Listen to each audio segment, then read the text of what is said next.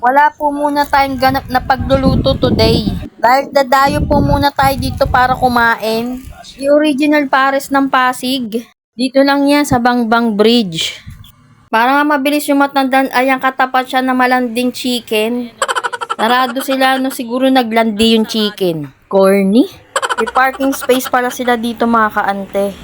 Papasok na nga pala tayo dyan guys. At titingin ng menu nila. Ang in-order ko nga pala para sa akin ay yung super mami nila. At syempre order din kami ng pares dyan at sisig. Nagsisisel pa nga mga kaante. At ito nga mga kaante yung bestseller nila. May beef siomai at chicken ang laman. Yung sisig nga pala nila dyan ay good for two na. Kasama ko nga pala rito yung aesthetic kong pamangkin. Ayan no, ayaw pa nga magpakuha. Kala mo talaga artista ka.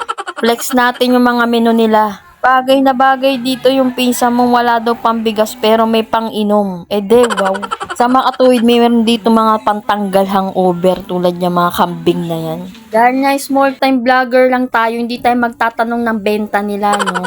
Kakain lang tayo ng mapayapa. May mga upuan nga pala sila dyan sa counter no, kung gusto mo umupo na parang Paris Retiro style. Ang bilis nga pala ng serving time nila rito. Ayan nga pala guys yung Paris tendon with rice na 185 pesos. Sisig na 175 pesos na ayaw tumigil kakasisil. Dumating na nga dyan yung super mami ko. Kakain na tayo mga kaante.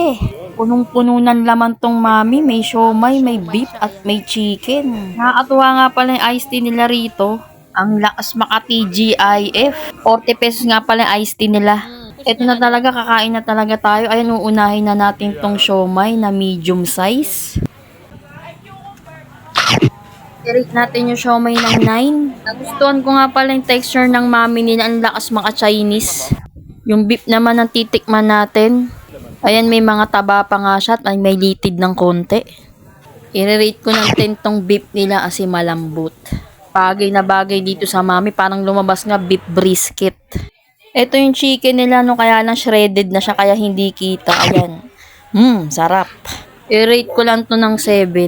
Dito na tayo ngayon sa sisig no, na tumigil nakakasisil. Napagod yata. Yung sisig din na super nagustuhan ko. 10 to para sa akin. Munti ka pa nga hindi makatikim ng tendon. Ano Miko, nakalimutan mo, nagbablog ako, ayaw mo kong tirhan. 8 again for Paris tendon. At inulit ko pa nga yung pagkain ng siomai niya kasi nga nagustuhan ko. Ang sarap talagang kumain no, lalo na pag libre. Charot. Ako nang libre niyan no, anong kala mo sa akin walang pera? Kakautang ko lang sa lending kanina. Charot lang ulit. After 25 decades, natapos na kaming kumain. May dessert nga pala sila rito. Nung di na nga nakapag-dessert, busog na ako. Siyempre, uuwi na tayo pero magdadala tayo ng pasalubong sa mga kids. Ayan, ang Angel's Burger. Sa unang kagat, may palaman na. The Kenaman Angel's Burger.